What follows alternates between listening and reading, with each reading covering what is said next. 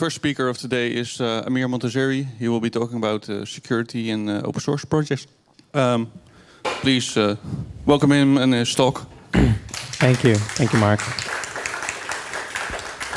Thank you so much, everyone. Good morning. Is the audio okay? Okay, great. Thank you.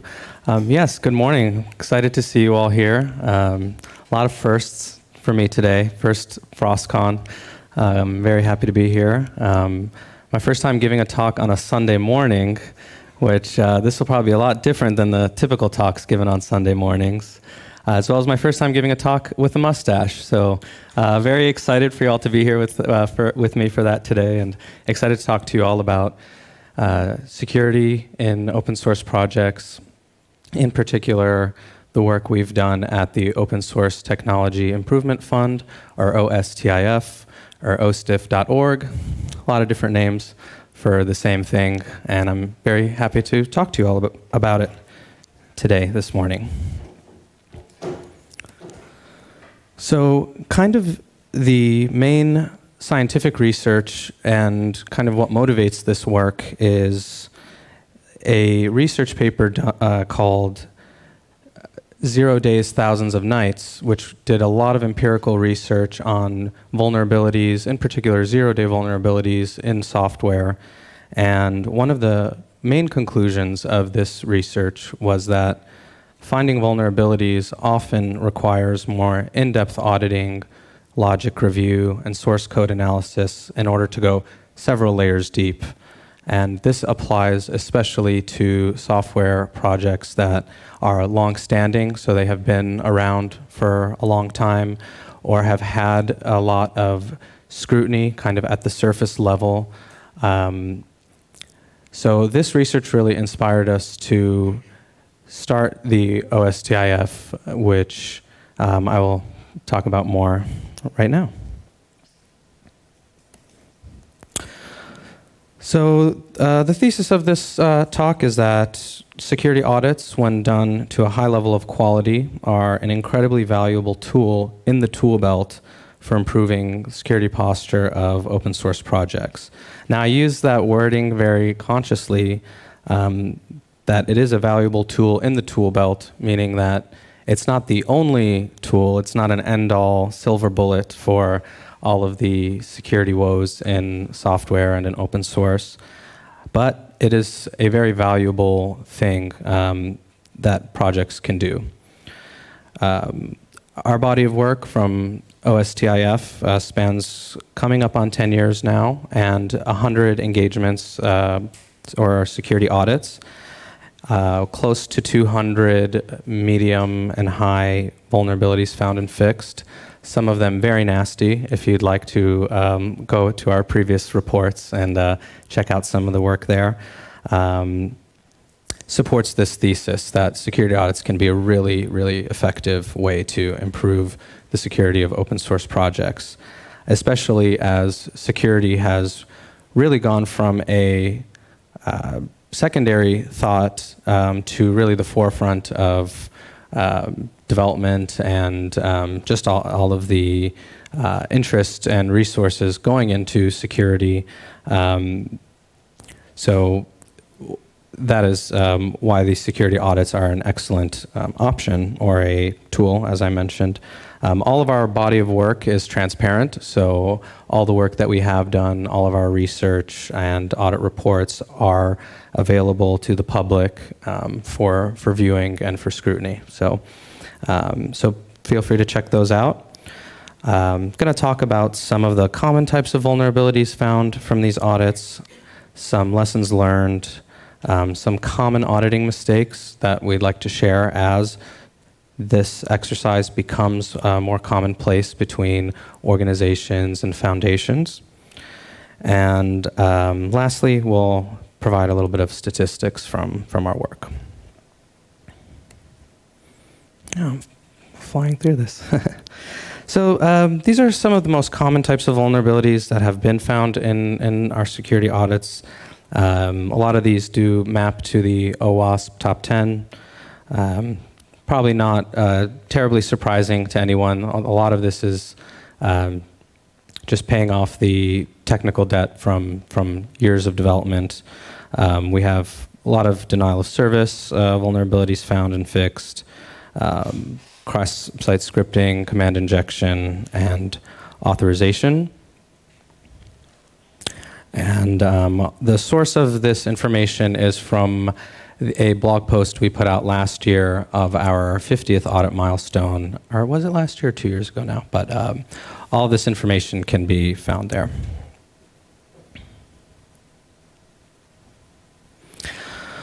Some lessons learned from doing this for a long time and doing it many times now.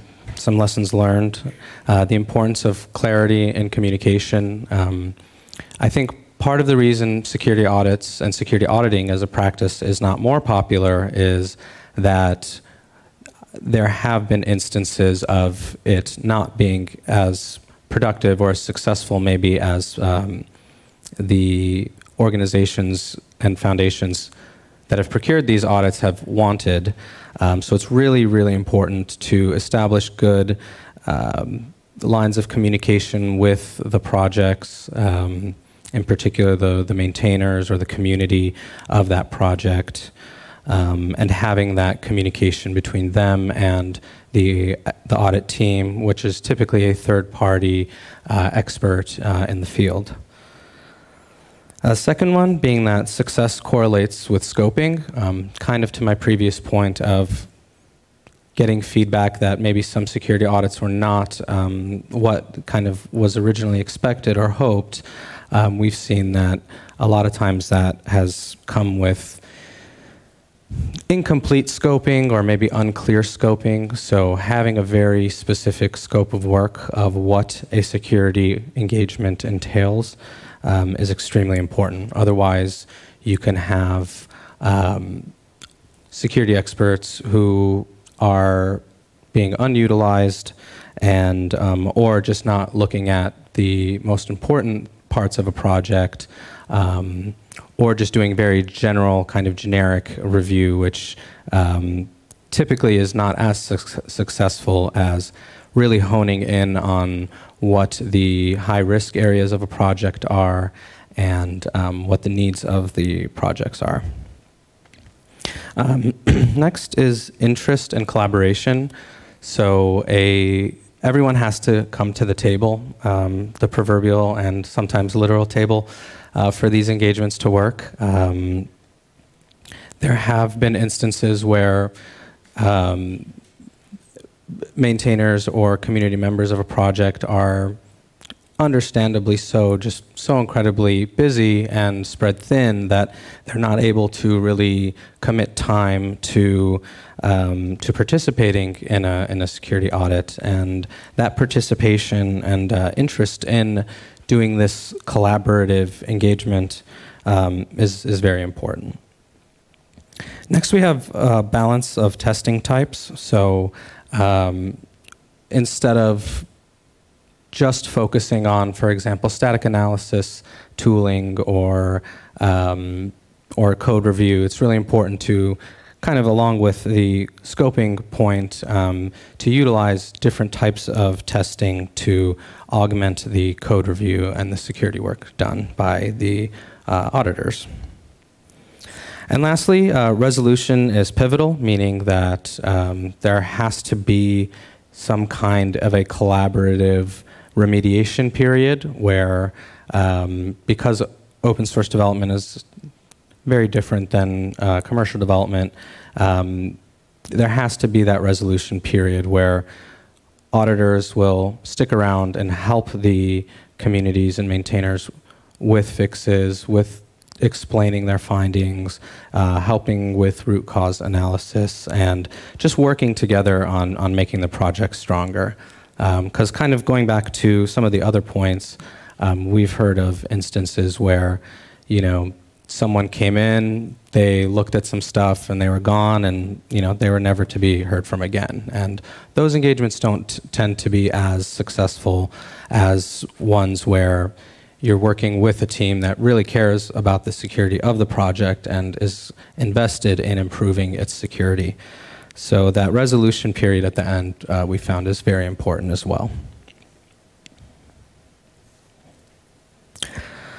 Some common audit mistakes and how to avoid them. This is both from our personal experience doing this for a number of years, as well as feedback we've collected over the years from both foundations and organizations that at some point started working with us or worked with maybe another team and then started working with us, or just feedback we've collected from our network and trying to learn as much as we can and how we can help in a thought leadership kind of perspective, where we can really share this information and help organizations do this self-sufficiently. So some of the ones we've heard are, and kind of how to avoid them. A big one is to focus on the bid, not the bidder.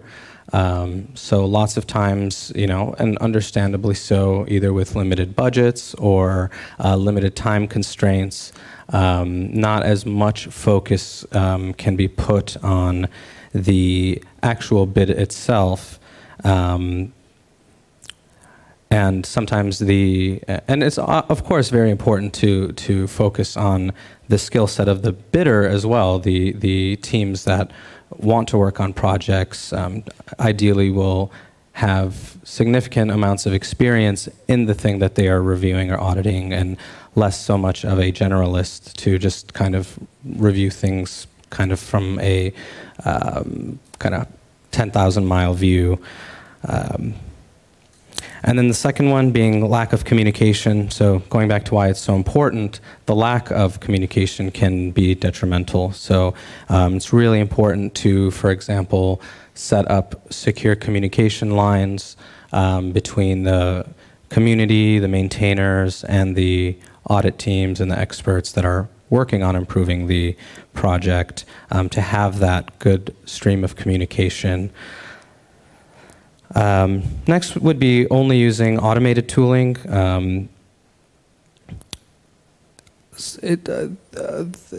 I think, depending on who you ask, there's a lot of interest in security tooling, which is great, of course, but only using automated testing we found has not been nearly as effective as manual code review.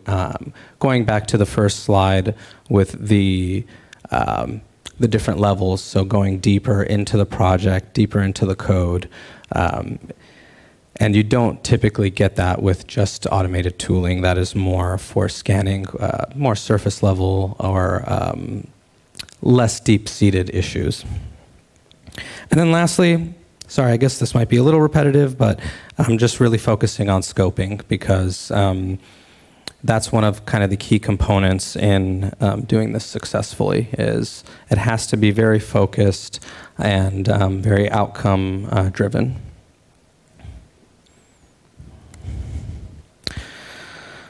These are just a couple of statistics from our body of work, as I mentioned earlier. This first number is always changing, but it's probably a little closer to 130, 140, but decent amount of projects completed and progress are in the pipeline. So thankfully we now have a lot of experience, a lot of iterations of doing this. And because we focus so much on improvement, we've been able to improve internally over time in doing this effectively. Again, these numbers always are always changing, by project as we do more, but a decent number of high and medium severity findings fixed. We stopped using the term critical and just kind of bundled that with high, just to keep it simple. A lot of different types of CWEs, so it's not just one specific aspect of security that's being fixed in projects with security audits, but we're typically finding a lot of different ways to help projects improve. And then going along with testing, as fuzzing has grown in popularity and and accessibility, part of our audits include either augmenting or actually building fuzzers for projects, and helping that get set up in a way that can provide benefits over time and not just at the point in time of the audit. Now, cost is a little tricky because some projects are very small in terms of complexity, lines of code, and some are absolutely massive. So the approximate cost of an audit with our experience has been around 74,000 USD. And breaking that down of an approximate average cost per bug fix or tool implementation being around 6,592 USD. And one thing that I would say makes our work more successful too is focusing on the holistic security of projects. So typically a lot of our security audits will include some kind of threat modeling, static and dynamic analysis, tool integration, fuzzing, and of course the vulnerabilities that are found and fixed as part of the exercise. So yes, going back to why this is important and why it's effective is this concept that if you really want to find the big fish, so to speak, you have to dig deeper or go deeper. So it's an excellent research paper. I highly recommend taking a look. This is just a very simple visual of kind of why what we do at Open Source Technology Improvement Fund is unique and very effective by bringing kind of these three main elements together. The base of it, number 3 here, a champion or an independent organization, basically an entity to really take on the responsibility of this project, of doing the audit from start to finish, which is what we do at OSTIF. We found that to be very important because, again, people are busy. Maintainers, community members tend to be very busy and understandably so. And so having what I call a champion, someone to really take the responsibility for it from start to finish, we found to be very, very helpful. Second, having strong audit experts. So we work almost exclusively with teams that have significant open source experience, not just kind of generalist or commercial experience. We typically only work with teams who are actively involved in the open source community themselves and understand kind of the core ethos of what it takes to develop an open source. And because of that, we found that the experts are able to really help projects in a much more deep and holistic way as opposed to maybe a commercial company.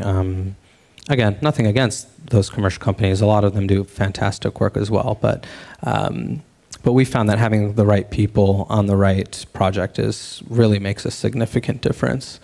And then going back to some of the points from earlier, project engagement and involvement. So everyone and the key players, one of those key players is the maintainers or project community responsible for the project.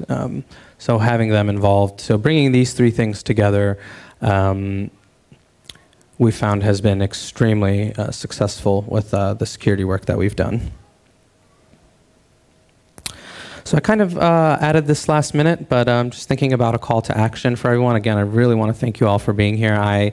To be honest, was expecting this room to be completely empty, but I'm really, really grateful for everyone coming out. So, and everyone online as well. So, I would highly recommend checking out our body of work and how we've helped open source projects. I haven't mentioned it, I guess, as much in this talk, but kind of a core tenet of all of this is transparency. So being transparent about the process, about the results, about the work that was done, who did the work, is absolutely pivotal. So we have all of our work online on our website and on our GitHub repository, so please feel free to check those out. Part of the reason we put that out is for additional scrutiny and feedback, so we are certainly open to that. I'd recommend talking to your network about open source security audits and how they can help projects that you care about. And lastly, let us know if you have questions or if we can help. We don't feel like we have to be involved directly in every single security audit that happens in open source, but if we can even provide some feedback or insight, that's something we really strive to do as well, to be a thought leader and to help indirectly as well if needed.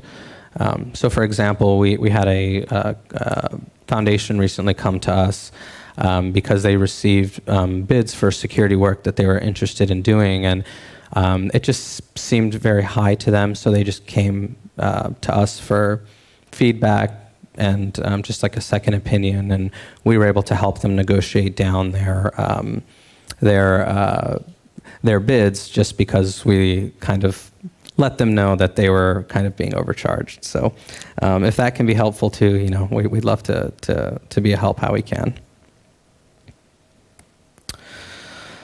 Yeah, so that's all I had for this talk. Thank you so much again. I have some links here, both our website, ostif.org, and I'm sure there's a way to make that URL prettier, but I don't know how to do that.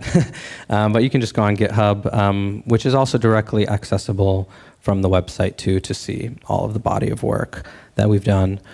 And with that, I believe you said until 10:50. So would love to open it to questions. There should be enough time for questions. Yeah. If you have a question, please raise your hand. Then I'll bring you a mic, and then we can continue. Awesome. I love it. Thank you. Bring it on. 2 questions. The first one is, what's your funding model? And the second one is, how can I apply? Sure. The question was, what is the funding model, and how can I apply? Just to clarify, do you mean apply? Oh, sorry. I was just asking a clarifying question. So I work on Sequoia PGP, and that is broadly considered to be a piece of critical internet infrastructure. And I've looked at doing an audit, and the number that we found was similar to the number that you quoted, which we can't really afford. And it sounds like you're offering them to organizations that apply, and so I'm sort of interested in applying and working with you in the future. Okay, thank you so much for clarifying. So yeah, the funding model, it's mainly our funding comes from organizations and foundations.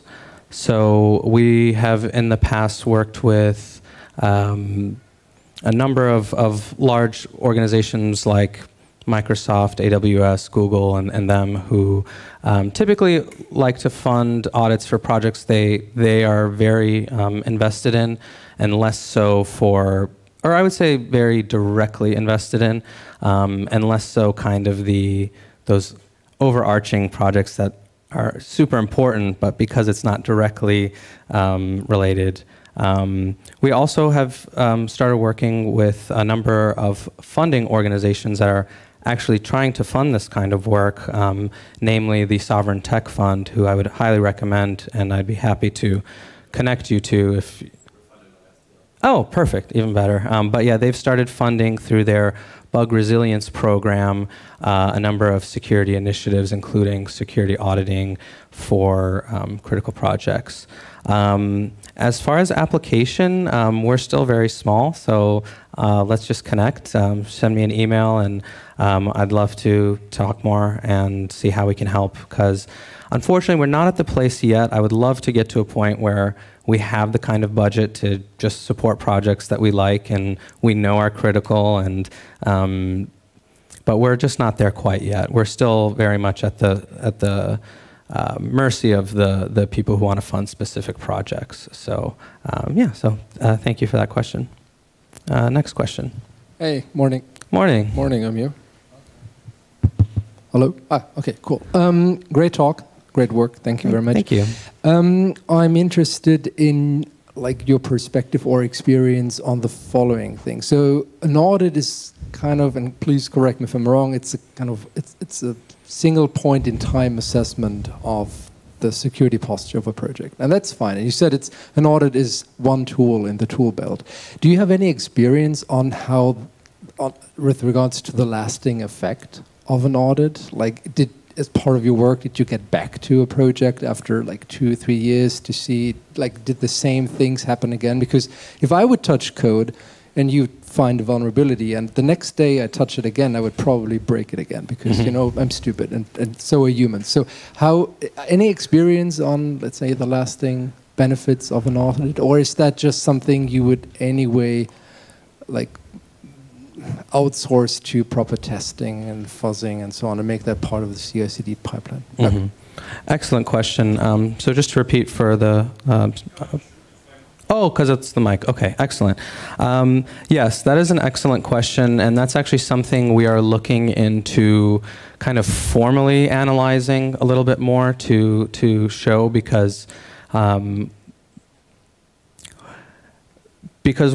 we know just from feedback, direct and indirect feedback, and just circling back with projects over time, that while there is very much a immediate kind of point in time benefit, lots of times that comes in the form of a lot of the technical debt and a lot of the just never having been reviewed before by an independent third party.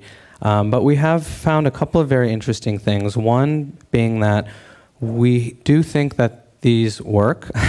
So because we have some evidence of projects that have undergone a couple security audits now, just because they've been around for so long. And as you said, the code is always changing. But we've typically found a pretty significant kind of diminishing I don't know what the correct term for it is, so I'll just explain it. Basically, we found that lots of times a project on their first audit their first ever audit typically, there will be some findings. We've noticed that depending on the state of the project, they could be some really nasty things that maybe just have been overlooked, or just a number of smaller things. But then we've seen that over time, when they get their second audit, that all of those kind of nasty bugs that were found from the first one are not found anymore. And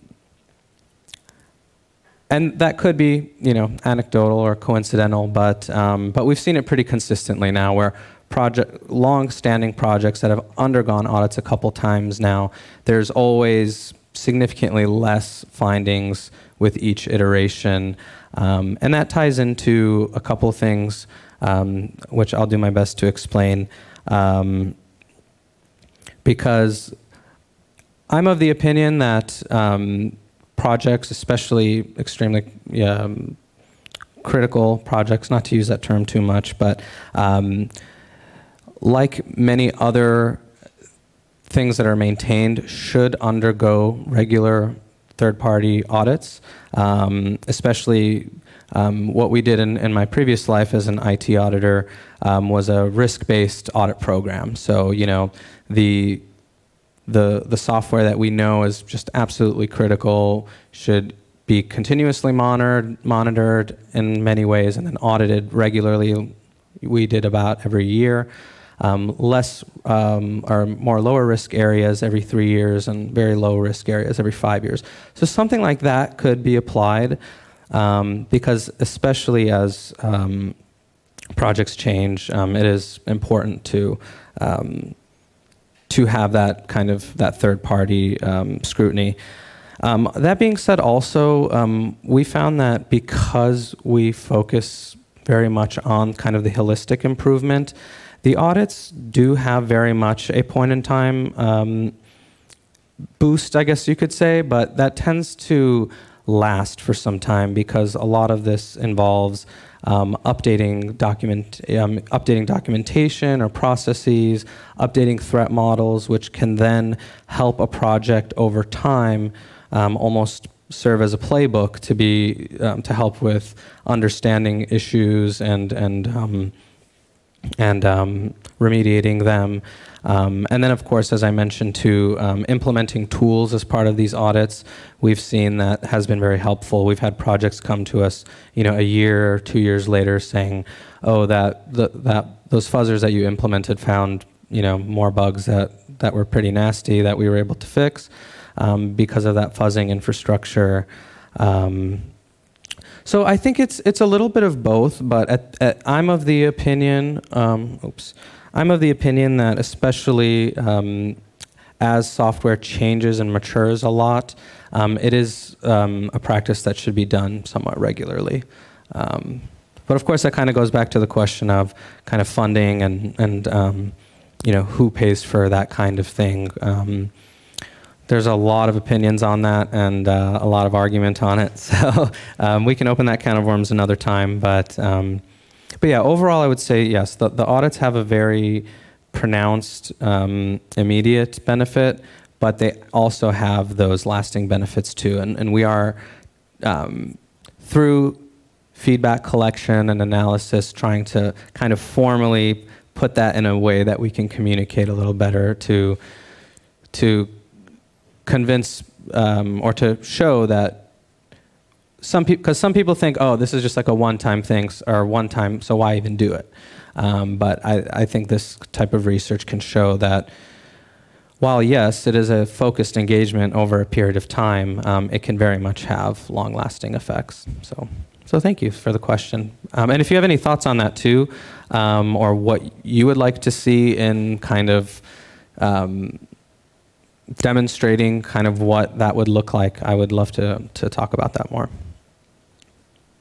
Excellent. We still have time for more questions. I have a question, which were the common vulnerabilities you have found during the security audits, and what were the strategies you used to solve them? Okay, yeah, excellent question. I kind of brush over that in this slide here. Some of the most common ones, and by common I think these are the ones that happen the most often. Denial of service, cross-site scripting, and different types of authorization, namely privilege escalation. In terms of strategies for remediating them, I can't speak to the technical details personally, but I know one thing we really stress and we found to be very helpful is really thorough root cause analysis. So if an auditor is seeing a pretty consistent issue, let's say, then instead of kind of solving those individual symptoms or those individual things, to focus on the root cause causing all of those and address the root cause to prevent that whole class of bug from reoccurring. So I'd say that's been extremely effective, doing really deep root cause analysis. And as a result of that, looking for classes of bugs or ways to close classes of bugs so that you're not just treating a symptom, you're treating the underlying cause. So thank you so much for your question. And if you'd like to talk more, I'll be around. So if you have more questions. I believe, Roman, you have a question? Yeah. Okay.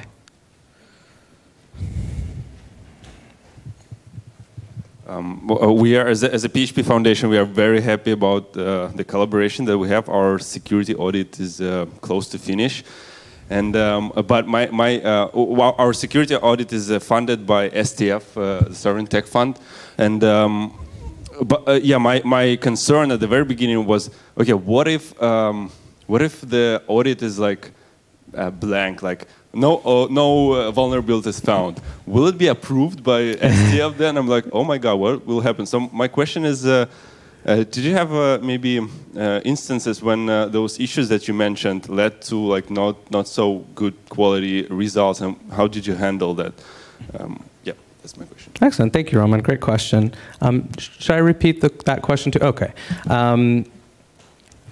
So that really is a great question and something we've thought about a lot. And there is some research on the topic. because having a clean audit report or having an audit and not finding anything isn't inherently a bad thing. It could, in fact, be a very good thing.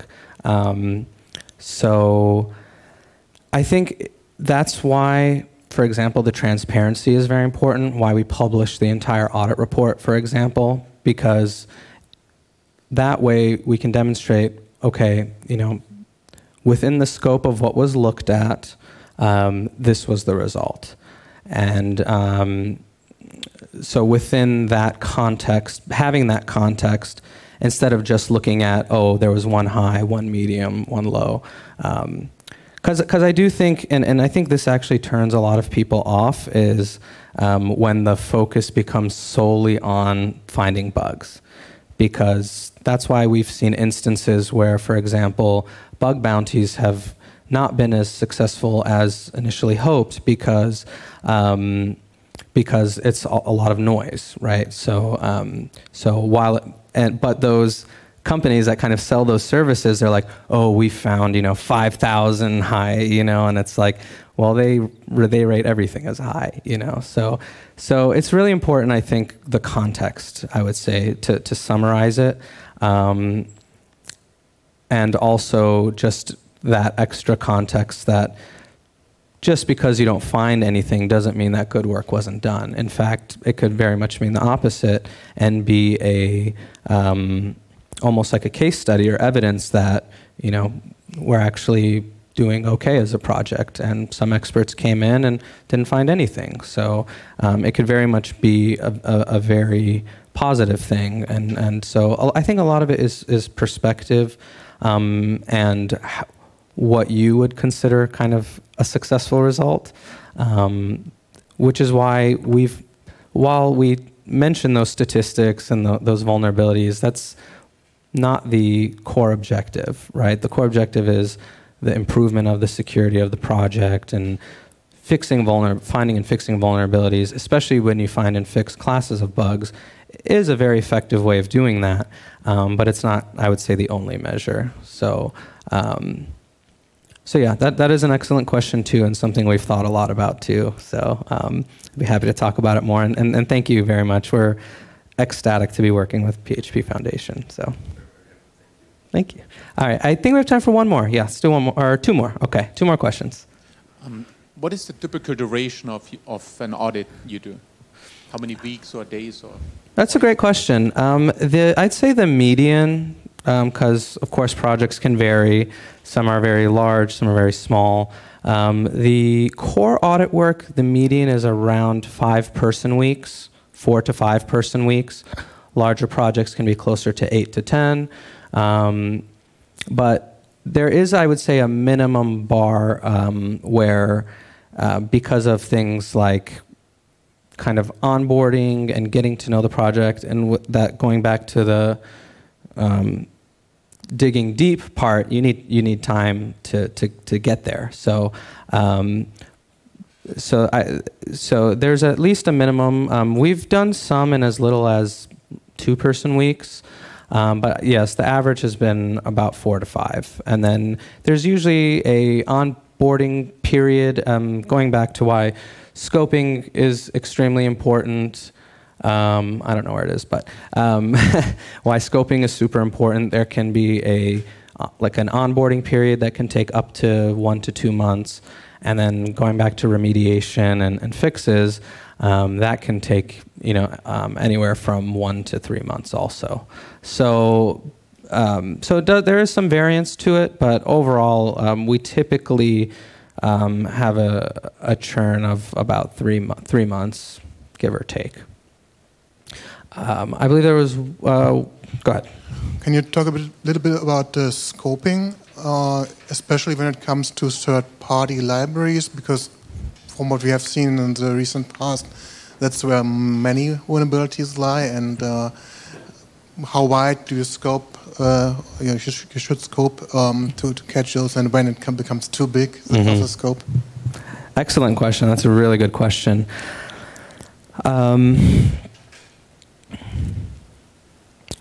Oh, sorry, I lost my train of thought. Can you repeat the question one more time? Sorry. I would like you to talk a bit about scoping and especially including third-party libraries and so on, because that's where I've seen a lot of vulnerabilities in the past. And how do you scope it wide enough, but not too wide, and then the audit becomes too expensive and yeah. Okay. Yes. So the scoping is time and labor intensive, which is why it's very valuable.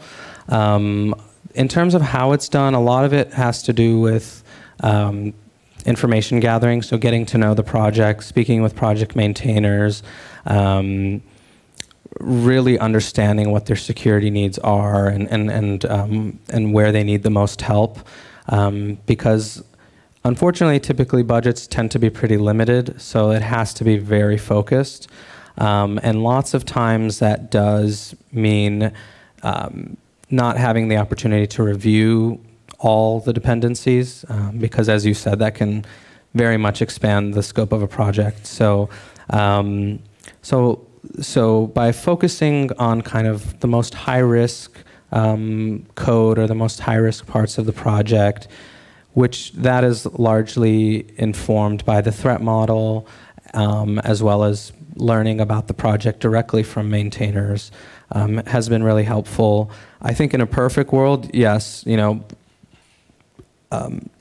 any or the most high risk, for example, dependencies could or should be in scope, but it's always a question of determining the right amount of spreading, right, on the toast. So you don't want to have it be so thin that there's nothing there, and you don't want to have it so thick that like you said, it expands budgets. So it's all about doing the most you can with what you have, really. But in a perfect world, and as we and as more interest and funding goes into this space, potentially more third-party dependencies could be reviewed. So thank you. I think we had one more question, and then we can adjourn. Yeah, thank you. Thank you. Yeah, all right. I'd like to dig deeper into the long-term effects of your audit. You stated on one slide that it is important to have the right experts in the team. On the other hand, later on during the Q&A, you stated that you are changing the project documentation. And my question is, well, when you experienced one project over time, were these the same people, or did you see a fluctuation in the people, but the process documentation aligns everyone coming newly into the team? How is your experience with this? That's an excellent question. And just to clarify, doing things like updating documentation is not something that the auditors themselves would do. That typically would come in the form of recommendation. So for example, as part of doing the audit, finding weaknesses in documentation, for example. A really good one that I know has helped projects over time is, if they don't have it yet, essentially, what do you have for me if I came into this project as a new developer and I want to contribute? Where do I start? So, so having something like an onboarding guide or a good security policy that kind of covers those things is going to help a project over time, because they'll have that kind of as a playbook. And if they don't have something like that, then it'll be recommended to develop something like that. And we've been able to gather a decent amount of resources, both from internally from us as well as externally from other organizations, guides, things like that. So those have been very helpful. And then at least with my experience, so I can speak to my specific experience with curl. So we did we as an OSTIF, we've personally done 2 audits of curl now. The The first one, I believe, was in 2021, maybe before no, I think 2021. And I believe the second one was, man, time. They were a couple years apart. And thankfully, the curl project has had a very strong core team, including the lead maintainer, Daniel, who we've worked with multiple times now.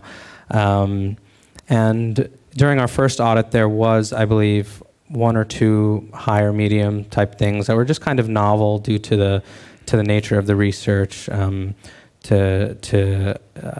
find those vulnerabilities. And then the second audit was significantly cleaner in that the fixes and improvements from the previous audit very much seemed to carry over into the follow-up audits. Both, and yes, and that involves improvements made to the actual practices too. So for example, there's a lot of great built-in tools in some of the, like GitHub, for example, and lots of times they're just not used. You just got to turn it on, turn on 2FA, for example.